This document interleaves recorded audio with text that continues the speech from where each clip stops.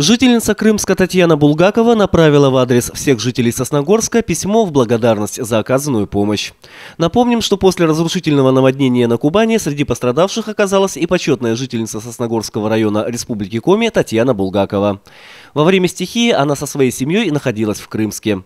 Квартира самой Татьяны Лукинишны во время наводнения особо не пострадала, однако унесло находившиеся рядом с многоэтажкой гараж и машину. Под удар стихии попала семья дочери Ирины, проживающая в частном секторе.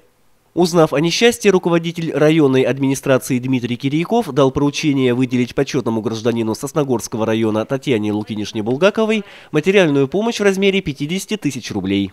Сегодня, по словам Татьяны Лукинишны, город постепенно восстанавливается, очищается от грязи, тоннами вывозится мусор. Проблем у людей еще немало, работают все и днем, и ночью.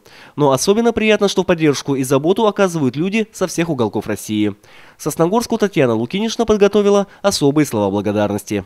Когда позвонили из администрации Сосногорска, пишет Татьяна Булгакова, даже мои стальные нервы не выдержали, и я расплакалась. Не от жалости к себе, а от того, что обо мне и моей семье не забыли, сочувствуют и переживают.